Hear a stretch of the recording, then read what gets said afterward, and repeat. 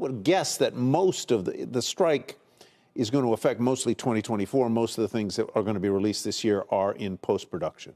Absolutely right. So right now, what movie theaters are looking at to be the big performers are movies that won't need talent, won't need actors to promote. IPs like Marvel, right? Those superheroes sell themselves. It's like selling Coca-Cola, right? You don't need star power for that, or not as much. But you can't do the red carpet thing, can you? They can't do it, but they're superheroes. In many ways, the superheroes are the stars, right? Yeah. So the Marvels is coming out. There's a lot of momentum for that. A lot of anticipation for Wish from Disney, an animated title over Thanksgiving.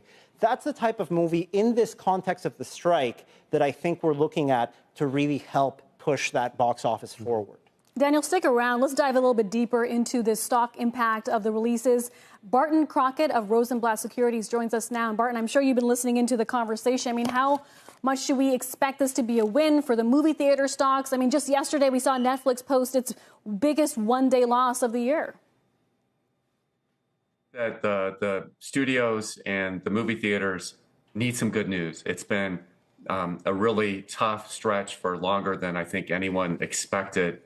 And this is a weekend that they've been hoping, they've been praying for, and that we're getting, keep our fingers crossed. We have to see the numbers come in and we have to see the holds, but couldn't look better right now versus what we have been seeing. What's the outlook for AMC specifically?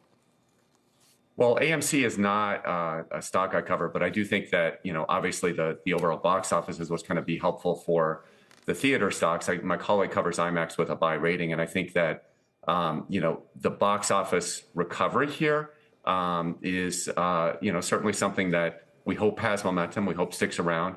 Certainly, I think we see better positioning from an IMAX, which is skewed towards the biggest movies.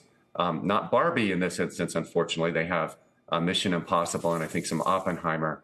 But in general, the biggest movies are the ones that are, you know, what are able to cut through kind of the inertia, why people have so many things that they can, you know, think about what they want to do between, you know, the internet and the more experiential kind of travel and entertainment that people are doing. And, you know, so these big movies, sometimes they break through, like the Spider-Man, and hopefully we'll see with Barbie here.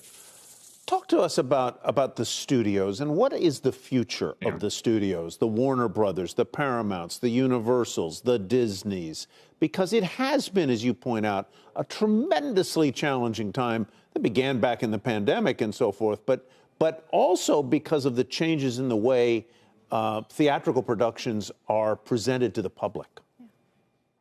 Yes, look, I think that's a great question because the economics of making a movie are very different today than they were, you know, let's say 5 years ago before the streaming thing took off. So it used to be that most of the money that profit you get from a movie would be home video, selling those DVDs, and then selling the rights to other TV networks, the premium networks like the HBOs of the world, and later on, you know, the free networks like the FX. And what we're seeing with streaming is now the model is you do the big movie in the box office, then you keep it in-house, which kills the DVD sales and means you don't get that TV license fee from another TV network. So the profitability of movies is much more challenged, which, you know, box office, you know, can be there. It's a little bit hit and miss, obviously.